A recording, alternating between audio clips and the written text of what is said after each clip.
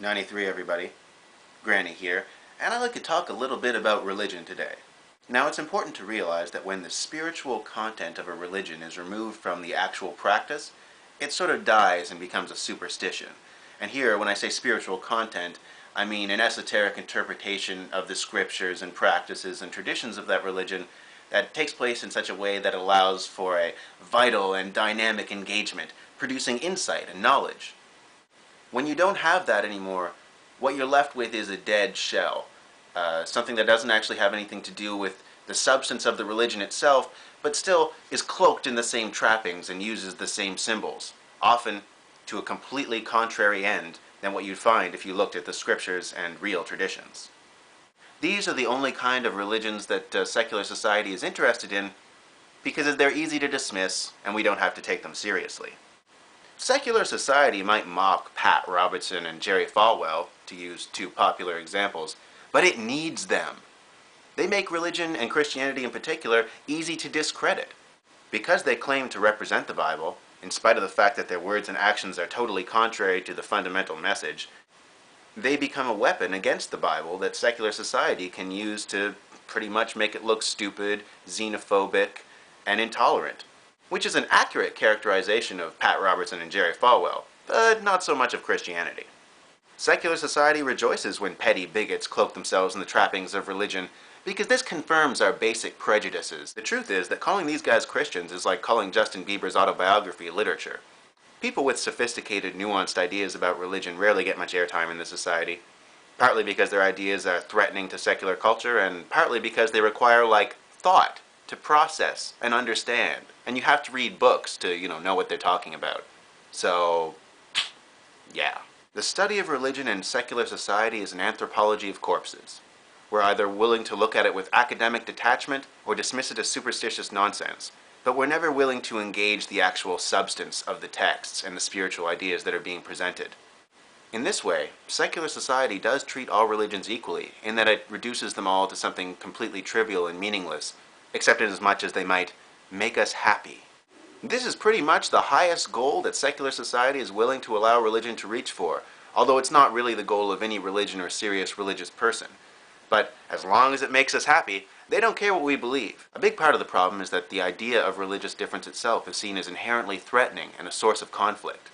Rather than trying to promote an atmosphere of intellectual engagement where a healthy debate is encouraged, we really just try not to talk about it and to dismiss whatever differences might actually seem to arise as illusory and unimportant.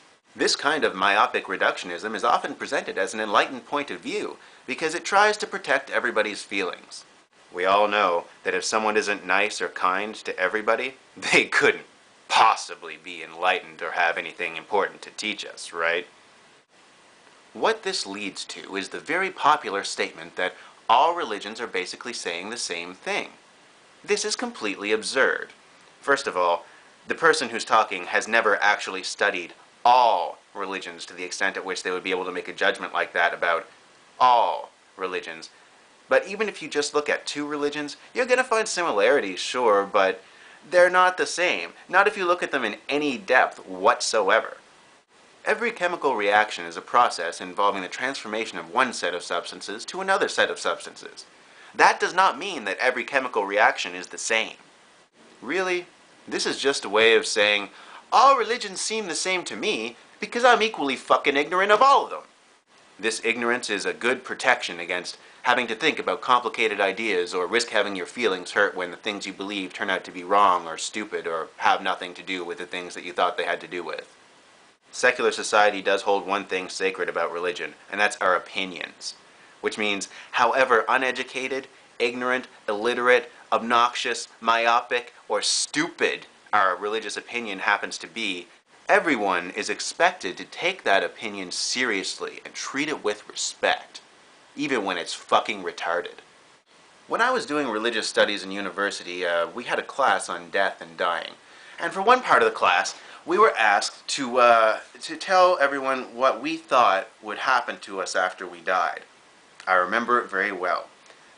One of the first people that spoke advanced an opinion that I thought was ridiculous. I kind of laughed to myself and was like, okay, You are crazy. And then I heard it again. And then I heard it again. And then it turned out that like 70% of the class had this really incredibly stupid opinion. And I don't use the word stupid lightly here. I'm talking like, water me twice a week and turn me towards the sun, stupid.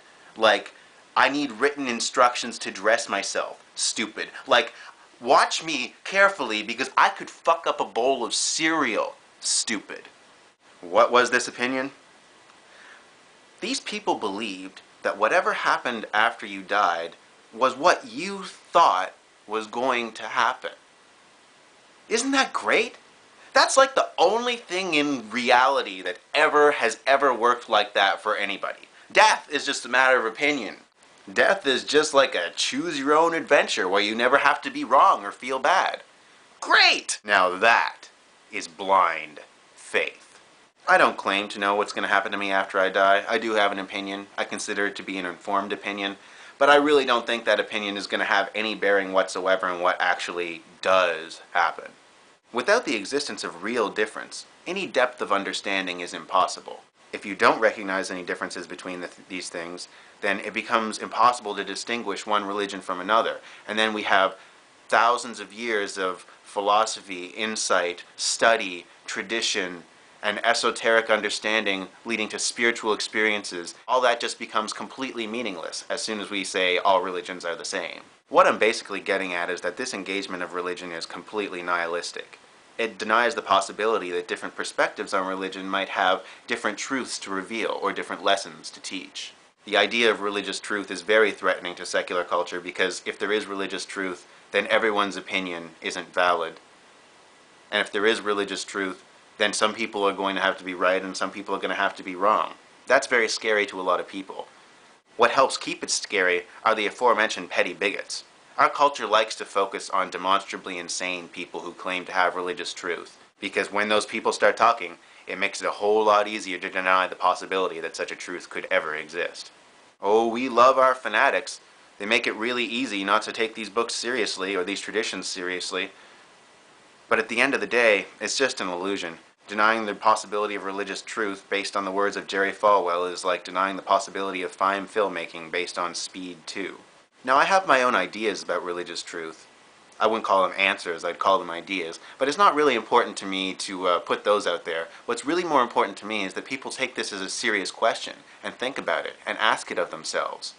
Our culture provides us with many quick, clever, smart-ass answers about religious questions. And it's nice to have those because when you have a quick, clever, smart-ass answer, you don't actually have to think about it. Whether you're looking at an intellectually dishonest pseudo-academic like Richard Dawkins, or the endless parade of stand-up comedians following in George Carlin's soapbox-shaped footsteps, all you're getting is a bunch of excuses not to think. A bunch of excuses for not taking the question seriously. A bunch of excuses that, at the end of the day, would only ever be useful to stupid people. Stupid people can never have enough excuses not to think. But the real reason we're not allowed to take questions of religion seriously comes back to the only form of religion we're allowed to practice, that of happiness. If you really deeply, seriously look at these ideas and these scriptures, I don't know that you're going to find a whole lot that's just going to make you happy and content and comfortable. They're not really like that. Quick, smart-ass answers, though. Oh, they make people very happy. You might want to look at religion seriously, even if you don't agree with the religion, even if you don't like everything it says, even if it has some things about it that may even disgust and repulse you. You still want to look at it and take it seriously and ask the questions, even if you don't like what you see. It's more important to take seriously and study the things you don't like than the things you like. In the meantime, if you want to be happy, I don't know, find a fat kid and bake him a cake, I guess. Sure, he'll show you a good time.